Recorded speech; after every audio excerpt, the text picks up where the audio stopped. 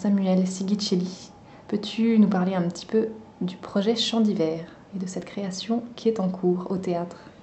Alors là, on est en train de travailler sur la partie vraiment musicale des deux musiciennes, Elise Dabrowski, chanteuse et contrebassiste, et Claudine Simon, pianiste. On est en train de faire un travail sur le traitement électronique de leurs instruments. Donc le piano et la contrebasse, on est vraiment là sur le plateau pour faire un travail de son et de création musicale de ce projet. Mais sachant que dans ce projet, il y aura aussi un comédien qui va arriver, lui, dans les prochaines sessions, là, en novembre, avec un texte avec lequel on a déjà commencé à faire un travail. On est obligé de travailler les choses un petit peu par étapes. Donc voilà, là on est là vraiment dans un travail de création musicale.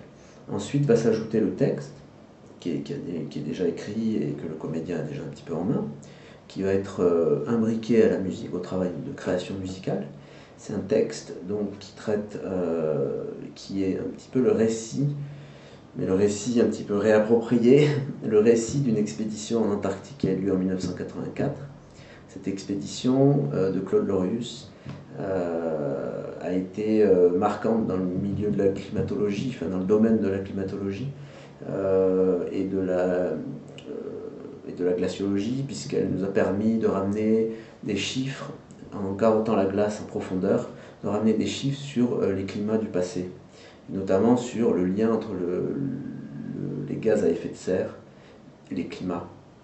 Et c'est un peu le moment où on a pu vraiment avoir des preuves qu'il y avait effectivement un lien entre l'activité humaine, productrice de CO2, et les changements climatiques, les changements des températures qu'on a pu observer depuis en gros 1800. Moi, ce qui m'a intéressé, c'était d'essayer de parler de ça, mais d'une manière poétique, pas de faire un spectacle écologique, d'essayer de voir comment on a une vision aujourd'hui forcément du monde plus global. On est obligé de penser la Terre comme un tout. On ne peut pas avoir juste le paysage. On est obligé de penser à une échelle, ça rejoint l'écologie, mais c'est aussi philosophiquement intéressant. Et les romantiques, les premiers romantiques, Novalis, Hölderlin, Eichendorff, c'est toute cette époque, les Allemands du début du 19e, ont été aussi dans une révolution de la pensée, comme ça, par rapport à l'environnement, mais sur une notion très différente, évidemment, de la nôtre, beaucoup plus subjective, justement, et pas globalisante, mais comme une expérience, à chaque fois liée à un lieu, une impression, etc. Et je trouvais intéressant, puisque, justement, les problèmes, on va dire, les bouleversements climatiques occasionnés par l'homme ont commencé à naître, on va dire, le changement de température au 19e. Je trouvais intéressant de justement voir à cette époque comment on pensait. Et par la musique, c'est Schubert notamment, et Schumann. Et donc justement le voyage d'hiver de Schubert, le Winterreise, est justement une traversée du paysage d'hiver, comme l'Antarctique. Donc j'ai voulu créer ce parallèle poétique et forcément tiré par les cheveux, mais qui a un sens. Bon, il doit avoir certainement un sens philosophique aussi, mais c'était l'aspect poétique qui m'intéressait.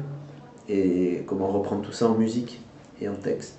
Donc on a un texte original de Tanguy Viel, qui, donc, comme je disais, est un récit de cette expédition assez, qui n'est pas réel, qui est documenté, mais qui est complètement réapproprié.